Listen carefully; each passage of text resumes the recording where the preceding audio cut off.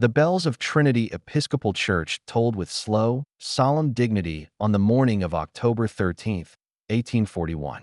A crisp autumn light spilled through the stained-glass windows, painting the worn stone steps in fractured hues of crimson and gold. Before we go further into tonight's story, I need to be honest.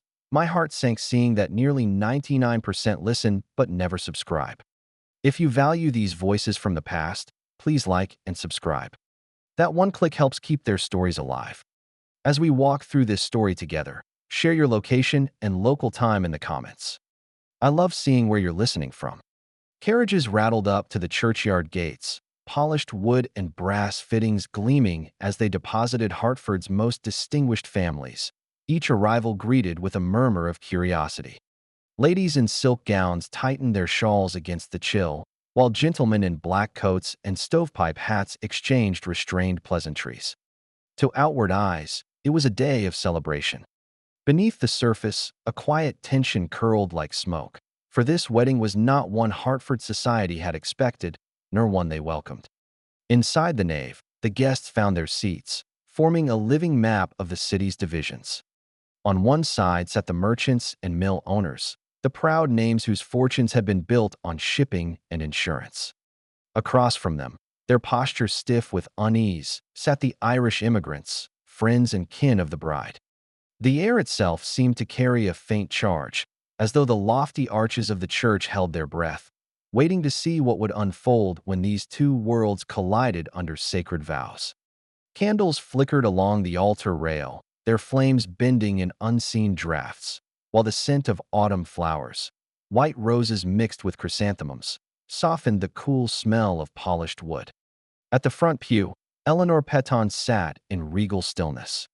Draped in deep blue silk, a string of pearls at her throat, she embodied the old Hartford order, dignified, unassailable, and quietly formidable. To those who greeted her, she returned polite nods, her face composed as carved marble. None guessed at the storm beneath her calm, the storm that would break before the morning ended. Her son William stood near the altar, tall and nervous, the fine cut of his coat unable to disguise the restless energy in his hands.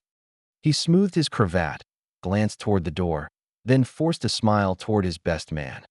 To the congregation, he appeared every inch the proud groom. To Eleanor, he looked perilously close to ruin. The church doors opened, and a hush fell over the gathering. Every head turned as Bridget O'Sullivan entered on her father's arm. She was 19 and radiant, her auburn hair caught in the morning light like a crown of fire, her white gown plain but exquisitely sewn, each stitch the mark of her own hands. Her eyes shone not with fear, but with a quiet joy that seemed to soften even the sternest faces in the pews. Patrick O'Sullivan, sturdy in his best coat, walked proudly beside her, his hand steady though his jaw trembled with emotion. In that instant, the room saw not an immigrant's daughter, but a bride who carried herself with a grace that demanded respect. They reached the altar. William's eyes locked on hers, and for a heartbeat the world narrowed to two young people who believed nothing could stand in the way of their union. Father Matthews began the service, his voice deep and measured, echoing through the high rafters.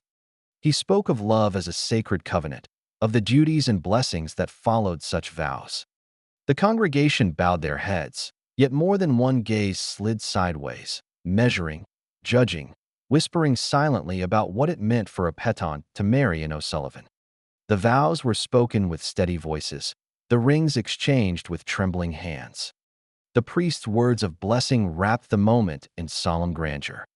Then came the sharing of the wine, the ancient symbol of unity. On the communion table, a heavy silver chalice gleamed. Father Matthews lifted it high, speaking of the cup as a vessel of shared joys and burdens, before offering it first to the groom. William sipped lightly, smiling at Bridget as though the entire world had just opened before them. She took the cup in both hands. Her fingers, pale against the dark silver, tightened slightly as she lifted it to her lips. She drank, not hesitantly, but with the wholehearted trust of one stepping into a new life. She lowered the chalice, placed it back in the priest's hands, and turned to William with a look that seemed to light the very air around them. Applause rose from the pews, restrained at first, then louder, rippling through the nave like a wave of approval. And then it happened. Bridget swayed, her smile faltering as if the ground beneath her feet had shifted. A pale sheen swept across her face, draining its glow. William reached instinctively to steady her, but she staggered, one hand clutching her chest. A sound tore from her lips, not a cry, but a hoarse gasp that silenced every voice in the church. Her body convulsed, white foam gathering at the corners of her mouth. The bouquet slipped from her fingers, scattering roses across the stone floor. Guests surged to their feet in horror as she collapsed at the altar, her wedding gown spreading around her like a shroud. William knelt beside her, frantic, his hands trembling as he lifted her head. "Bridget, speak to me." His voice broke, raw and desperate. The young woman's lips parted, and in a voice barely above a whisper, she breathed the words that would haunt Hartford for generations. "The wine, it burns." Gasps echoed through the nave.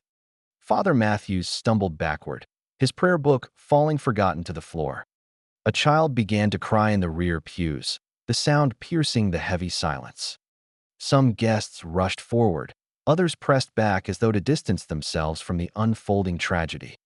Eleanor remained seated, her gloved hands folded neatly in her lap, her face as calm as if she had expected nothing less.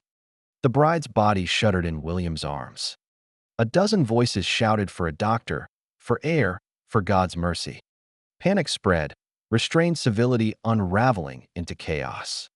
Above it all, the bells continued their measured toll, each note a grim reminder that time was moving forward, carrying Hartford into a scandal that would darken its name for years to come. In those minutes, as the young bride lay convulsing before the altar, the lines of class and faith dissolved into a single shared horror. What should have been the proudest day in two families' histories became the most shocking wedding Connecticut had ever witnessed. And somewhere among the crowd of witnesses sat the person who had turned a day of vows into a stage for murder, watching with cold composure as the poison did its work. Hartford in 1841 stood on the edge of transformation.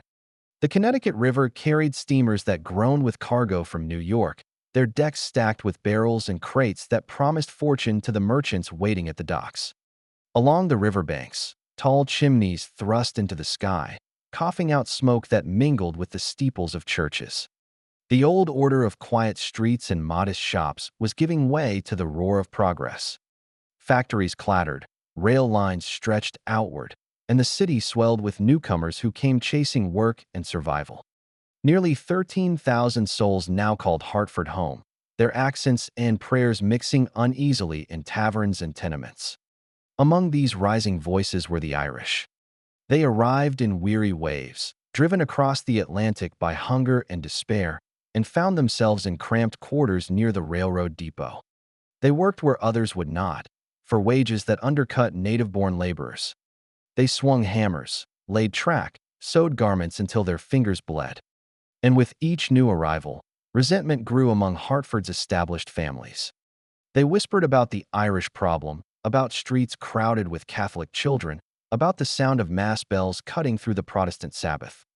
It was in this atmosphere of suspicion and fear that the O'Sullivans came ashore, a family determined to begin again in a land that eyed them with doubt.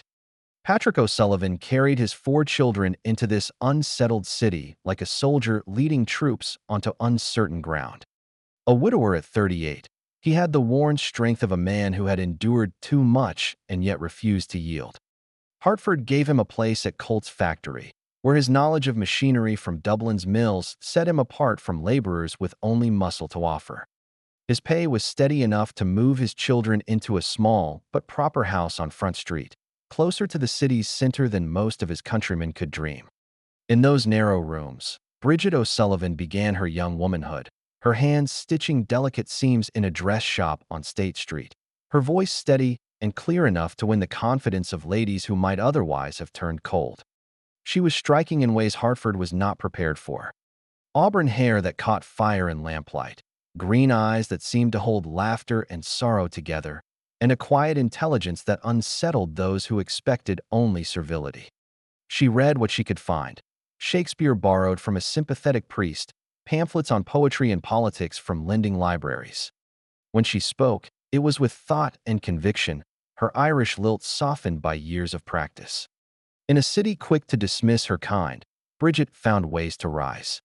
It was at a lecture in the Wadsworth Athenaeum, beneath the oil lamps and the murmur of Hartford's intellectual set, that William Petton first saw her. The professor spoke on American literature, weaving lines from Emerson and Bryant, but William's gaze drifted toward the back rows where clerks and seamstresses had gathered. He noticed the young woman who leaned forward, her hands folded neatly in her lap, listening with the focus of one who understood the weight of words. When the professor invited questions, her voice carried through the hall, measured, clear, asking about the influence of Irish poets on America's writers. The question startled the room. William felt his heart shift. Here was someone unafraid to place her heritage in the center of a refined conversation. Afterward, he approached her as she reached for her cloak. He removed his hat and spoke with the politeness drilled into him since boyhood. She met his eyes and returned his greeting without fluster, introducing herself simply as Bridget O'Sullivan. They walked together into the night air, their talk flowing from books to the currents of life in the city. He learned that her learning was self-won, her hunger for knowledge greater than her circumstances. She learned that he, despite his privilege, carried a restless dissatisfaction with the path laid before him. Their steps parted at the corner, but their thoughts remained bound together. Their courtship unfolded quietly, away from the gaze of Hartford society. They met for walks along the river, their words carried off by the water's slow current. They sat side by side at lectures, both eager for the exchange of ideas. With each meeting, the lines between them, class, wealth, heritage, blurred until they seemed like obstacles meant to be overcome rather than walls impossible to breach. William saw in her not an immigrant's daughter, but a partner whose mind and spirit matched his own. Bridget saw in him not only a man of means, but a soul who listened, who believed her words carried weight. For months, their secret was kept from Eleanor Petton. William had learned well the art of discretion, slipping from the mansion with reasons that sounded plausible. His mother assumed he was tending to business or keeping company with men of his circle. She remained in her grand house on Prospect Street, secure in her belief that her son would one day wed a woman who mirrored their station. That illusion cracked one sweltering afternoon in July when Eleanor, bearing a pitcher of lemonade, climbed the stairs to William's office. The voices she overheard on the other side of the door brought her world crashing down. "My mother will never accept this," William said, his tone firm yet filled with love. "But I don't care anymore, Bridget.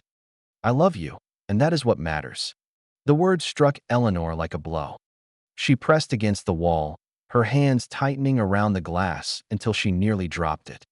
Through the wood, she heard the Irish voice answer with hesitation, soft but resolute, unwilling to be the cause of discord between mother and son.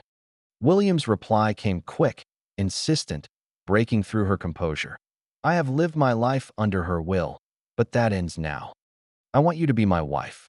Eleanor fled, her footsteps quick on the stairs, her face white as porcelain.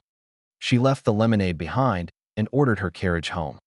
As the wheels clattered along the cobblestones, her heart pounded with something darker than fear. It was rage, pure and unrelenting, rising like a tide that threatened to drown her reason. An Irish girl. Her William, heir to the Petton name and fortune, bound to a family that scrubbed linens and bent over factory looms. The thought filled her with nausea, yet also with a dreadful clarity. Everything she had built could be lost if this marriage went forward. That night, at her table, William spoke cheerfully of changes he intended, of a young woman he meant to marry. Eleanor listened with the mask of grace, her hand trembling only once as she raised her glass. When he finally spoke the name, Bridget O'Sullivan, her smile froze, and the crystal slipped from her fingers, shattering across the plate. She excused herself with a calm voice, but within her breast, the storm raged. In that moment, Eleanor Petton understood that her greatest battle had arrived, and it was not with fortune or society, but with the love her son bore for an Irish seamstress. From the night William spoke his intentions aloud, Eleanor Peton carried herself with the composure of a woman at peace, while inside she smoldered with fury.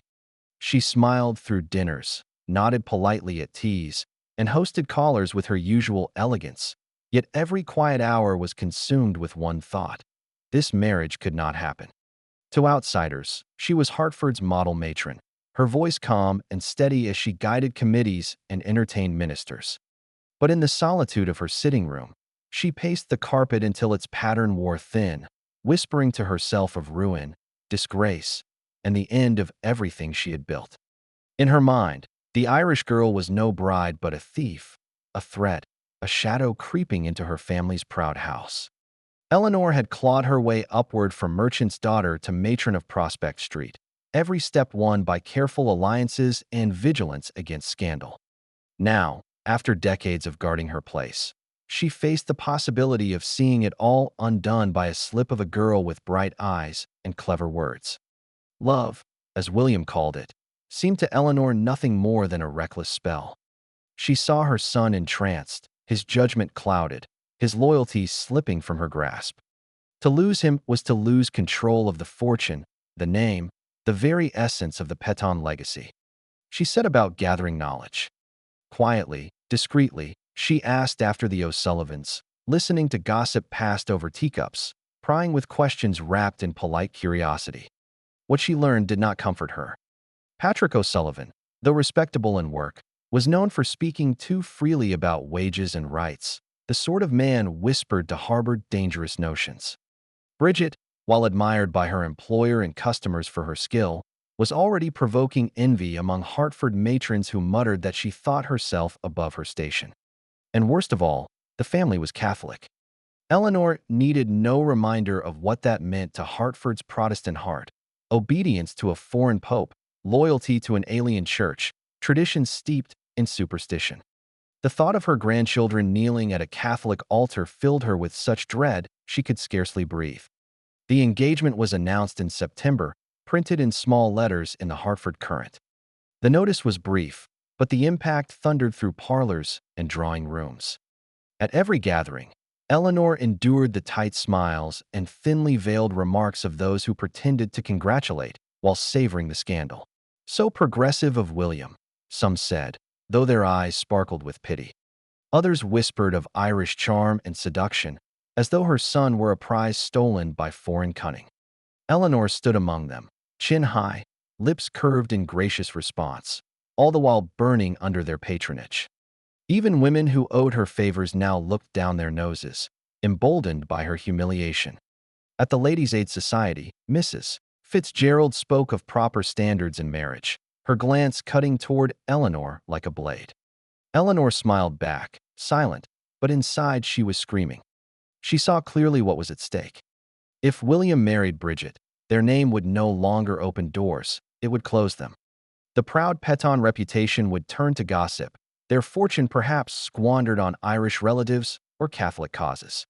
And she, Eleanor, who had preserved her husband's estate with such careful stewardship, would be reduced to a bystander in her own family. William would not bend. Each argument she crafted fell against the shield of his devotion. He listened patiently but refused every warning, every plea. He called her words prejudice, accused her of caring more for appearances than for his happiness. When she invoked duty and heritage, he countered with love and choice. For the first time in his life, he spoke against her will, and his resolve was iron. The more he defended Bridget, the more Eleanor felt her power slipping away. She began to understand that persuasion would never suffice. She considered strategies, testing them in her mind like a general plotting battle. Could she bribe Patrick to withhold his consent? No, the risk of exposure was too great. Could she threaten to cut William from her fortune? Perhaps, but that would sever the very bond she meant to protect. Could she feign illness, delaying the wedding until his ardor cooled? It was possible, yet William seemed more determined with each obstacle. She saw in his eyes the fire of youth, the stubbornness of a man who had found his first true independence and would not surrender it. In the quiet hours of sleepless nights, a darker thought began to take root. It came first as a whisper, shocking in its boldness. Then it lingered, returning again and again, until it seemed less like sin and more like solution. If Bridget were removed, not by scandal, not by bribery, but by death, then William would be spared the ruin of this marriage. The family name would survive, the fortune would remain, and society would forget in time. Eleanor told herself it would not be murder but mercy, a sacrifice made for the greater good. What was one Irish life against the weight of an honored legacy? She began to study, pulling her late husband's papers from their drawers, searching through business correspondence. Among them, she found letters discussing chemicals used in industry, their properties described with chilling precision. One passage spoke of arsenic oxide, a powder white and crystalline, dissolving easily in liquids, nearly tasteless when mixed with wine. Its effects were rapid, its detection nearly impossible. Eleanor read the words again and again, her heart beating faster as if destiny itself had placed them in her hands. The plan unfolded in her mind with frightening clarity. She would obtain the substance under the pretense of continuing her husband's inquiries. She would administer it during the wedding ceremony, when Bridget alone would drink from the chalice. Before the congregation, the bride would fall, struck down as though by fate, her death attributed to sudden illness. Eleanor would play the part of stricken mother-in-law, her composure hiding the hand that had guided tragedy. It would be clean, final, and necessary. From that moment, Eleanor carried herself with renewed calm. The decision had been made, and with it came a sense of terrible purpose. She attended fittings, spoke kindly to Bridget, offered her aid in planning, all while rehearsing the motions of death. To those around her, she seemed reconciled at last to the marriage. But in truth, she had declared war, and the battlefield would be her own son's wedding day. The morning of October 13th broke clear and cold, the kind of autumn day that made the air sharp in the lungs and the light hard as glass. The bells of Trinity Episcopal were still hours from ringing, but Eleanor Peton rose before dawn, her mind steady and her hands certain. She dressed with care, choosing dark blue silk that spoke of dignity, fastening around her throat the string of pearls her husband had once clasped there. To anyone who looked upon her that day, she would seem the proud mother of the groom, composed and gracious. No one would guess at the secret weight hidden in the silk pocket sewn into her dress, where a small sachet of white powder rested against her body like a second, colder heart. She moved through her house with a calm born not of peace, but of resolve. The vial had been measured with precision the night before, the dose calculated from pages of correspondence and borrowed medical texts. Half a teaspoon, stirred into wine, would be enough to fell a grown woman in minutes. Too much might draw suspicion.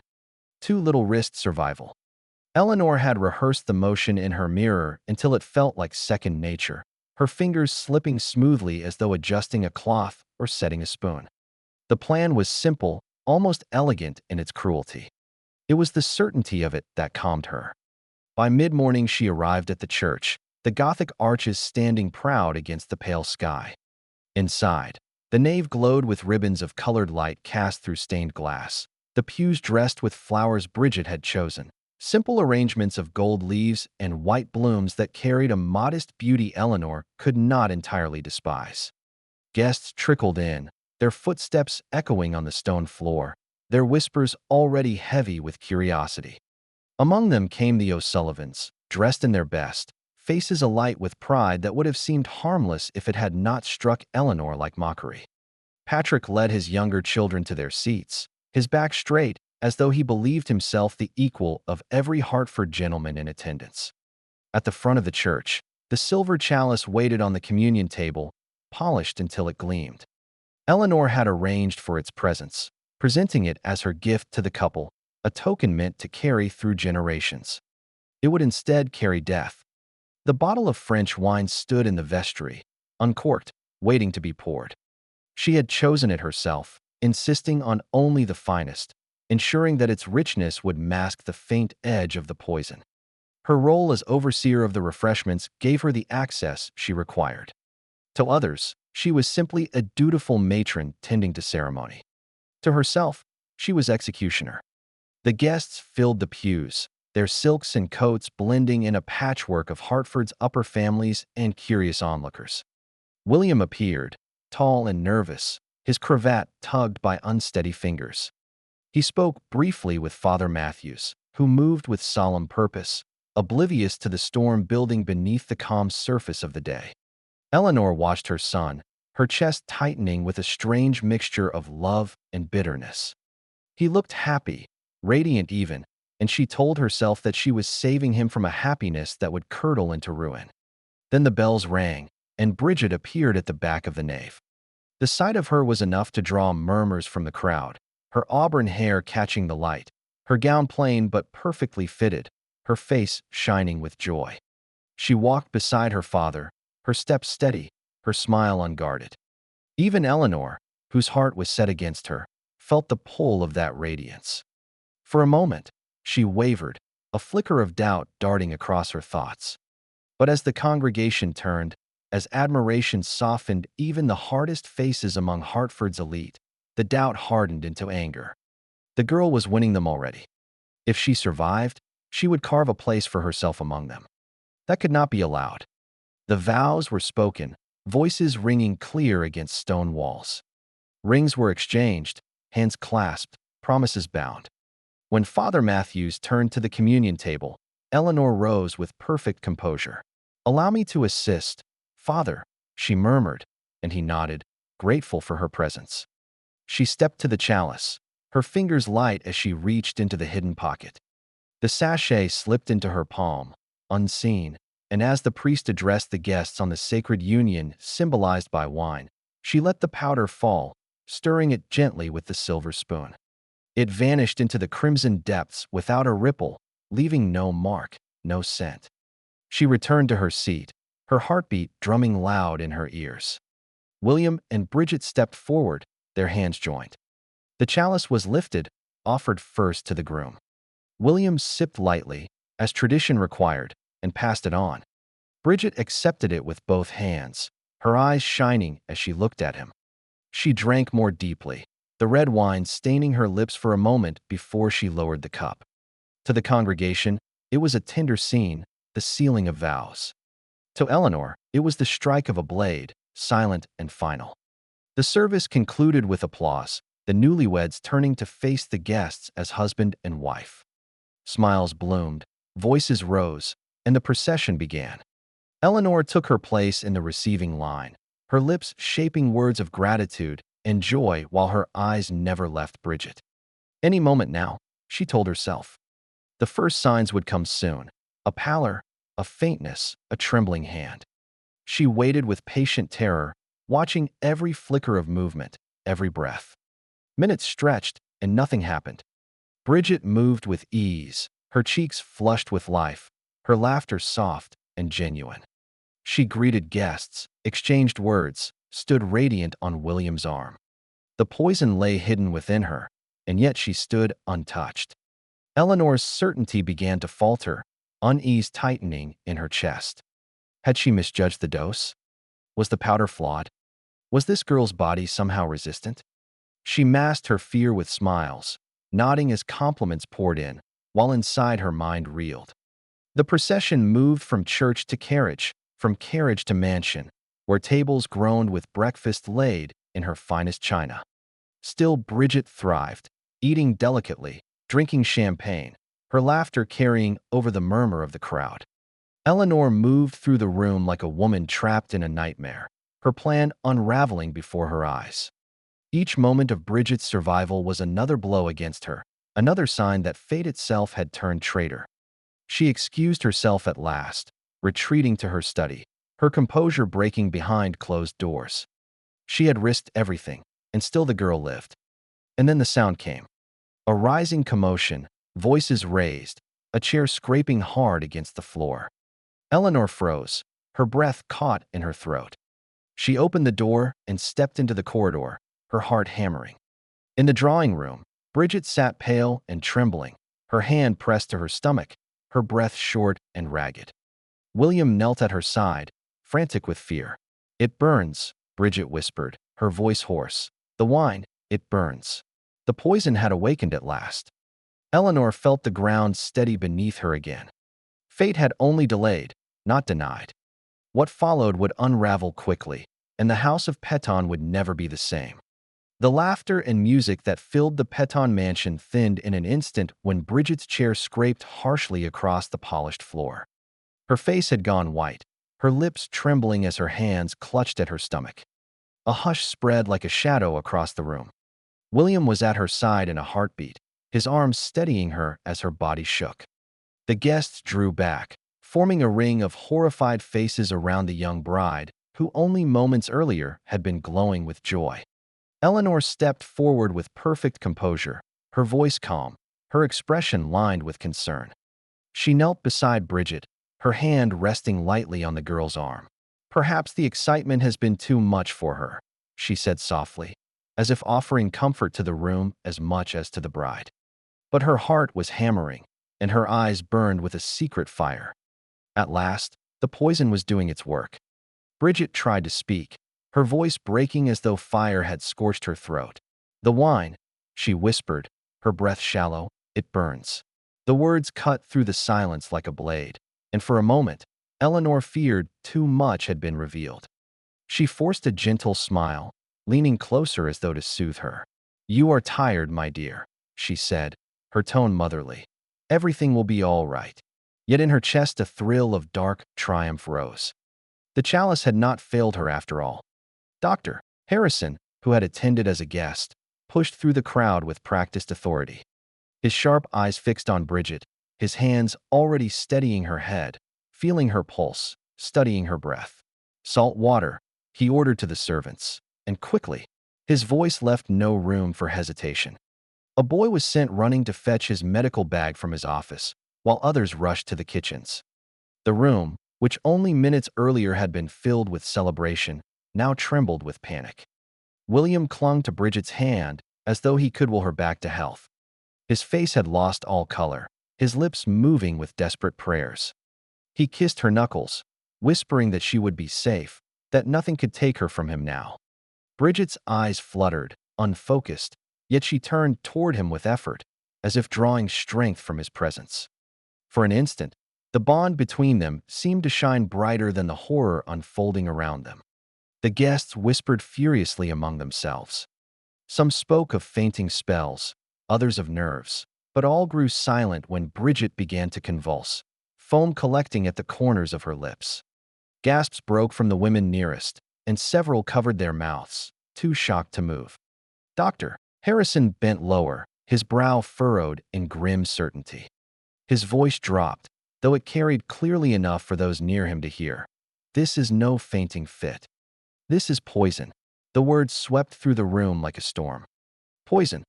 Faces turned toward the chalice that had held the wine, then to William, who was pale but otherwise unharmed. Only Bridget had drunk deeply, and only she had fallen. Murmurs rose into accusations, though none dared speak them aloud. Eleanor stood perfectly still, her mask unbroken, though she felt the blood drain from her own face. She had prepared for suspicion, rehearsed every denial, but still the sound of the word rattled her. Bridget gasped again, her body racked by pain. Dr. Harrison forced salt water into her mouth, coaxing her to swallow, his hands working with urgent precision. She gagged, then retched violently, her cries tearing through the heavy air. The smell of bile mingled with the fragrance of flowers and wine, twisting the celebration into a chamber of dread. Eleanor watched from close by, her heart in turmoil. She had dreamed of a swift collapse, a clean tragedy mistaken for fate. Instead, she was watching a prolonged struggle, each breath of the girl another chance for truth to surface. The doctor called for milk and egg whites, explaining that they might bind what poison remained. Servants stumbled over one another in their haste, their hands shaking as they brought bowls and cups. The sight was pitiful, this delicate young bride forced to swallow concoctions of desperation, her body trembling, her gown stained with sweat and vomit.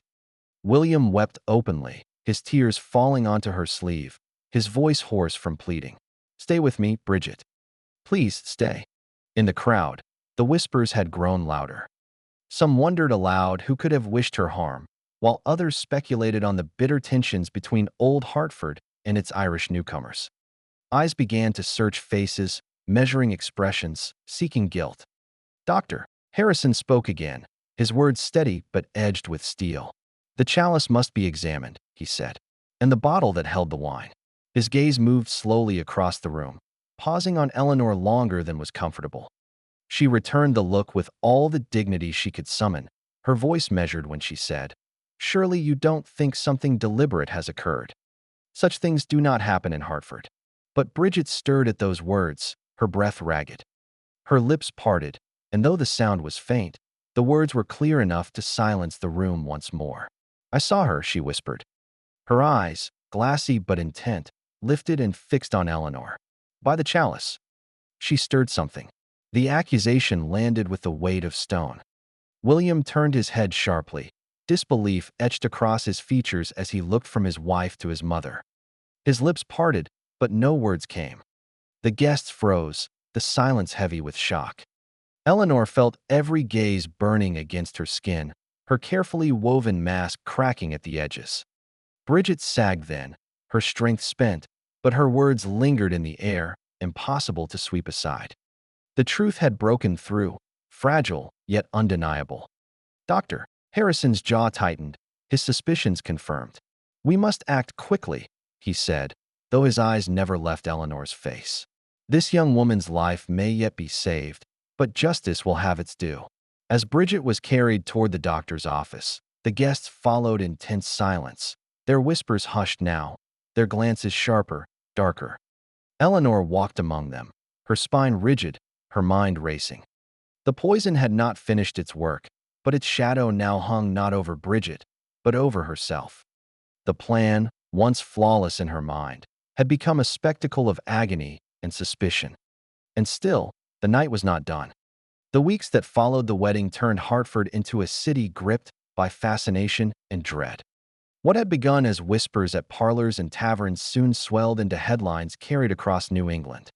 The attempted murder of a bride at the altar, and not by a spurned suitor or an unknown rival, but by her own mother-in-law, was too shocking to keep contained within the hushed corners of polite society. Every detail leaked and grew with retelling, each rumor mixing with fact until the city seemed to pulse with one single question: how could Eleanor Petton have done it? The trial opened on a raw November morning, the courthouse packed beyond capacity. Reporters from Boston, New York, even Philadelphia, had come to record every glance, every word. Carriages lined Main Street, clogging the narrow road with the finest horses and the poorest wagons alike, for both Hartford's elite and its working class wanted to witness the spectacle. The Petton name, once spoken with reverence, was now wrapped in scandal that drew both scorn and morbid curiosity. Eleanor entered the courtroom in a black gown, her hair arranged with the same precision she had once brought to society dinners. She held her head high, though her face was pale, her lips tight. To many she still looked every inch the respected matron, a woman of dignity betrayed by cruel circumstance. But to others, she was already marked, a figure who embodied the darkest corners of prejudice and ambition. Across the room sat William and Bridget, her figure thinner now, but her eyes clear, her hands folded in her lap. The sight of them together twisted something deep in Eleanor's chest, but she did not let her gaze linger. Judge Huntington presided, his stern presence casting a heavy shadow over the proceedings. Though bound by law to impartiality, he could not silence the air of condemnation that clung to the case. The prosecutor spoke with measured fury, laying out the evidence as though each word hammered a nail into Eleanor's coffin. There was the arsenic, purchased under false pretenses. There was the chalice, stained with poison, confirmed by chemical tests. There was Bridget's testimony, given with calm sorrow, her memory of seeing Eleanor's hand stirring the wine too vivid to dismiss. And there was Eleanor's own confession, spoken in Dr. Harrison's office when the weight of her schemes had crushed her resolve. Her lawyer argued with vigor, painting her not as a criminal but as a desperate mother, undone by fear for her son's future. He spoke of the gulf between Hartford's old families and the tide of immigrants, of the unease that unsettled every conversation in drawing rooms and parlors. He begged the jury to see not malice but madness born of devotion, a temporary clouding of judgment. But the careful planning, the deliberate purchase, the calm execution on the day itself, all of it stood against him. No jury could believe the act had been anything less than premeditated. William's testimony broke the courtroom's composure. He stood pale but resolute, his voice unsteady yet firm as he spoke of his love for Bridget and his disbelief at his mother's betrayal. His words cracked when he spoke of the moment she admitted her crime, how she had spoken of saving him while destroying everything he held dear. Some jurors lowered their eyes, others clenched their jaws, the weight of a son condemning his mother heavy in the air. Bridget's quiet dignity afterward only deepened the impression. She did not rail against Eleanor, nor seek vengeance, but told the court plainly that she wished only to live free from fear. Her grace carried a power that no argument could unravel. It took less than 2 hours for the jury to return. Guilty on the charge of attempted murder. The sentence came swift, 15 years in the state prison, a mercy the judge admitted was granted only because of Eleanor's age and her former standing. She did not weep nor cry out. She stood still, her eyes fixed on a point beyond the walls, her lips pressed tight. When she was led away, she did not glance toward her son or his wife. Whatever bond had once bound them had been shattered beyond repair. Prison changed her. The silks and pearls were replaced by coarse fabric, the grand home by narrow stone walls. She carried herself with dignity still, but the sharpness of her eyes dulled as years ground her down. 12 years passed before she was released for good behavior, a widow of her former life, her fortune gone to lawyers and debts.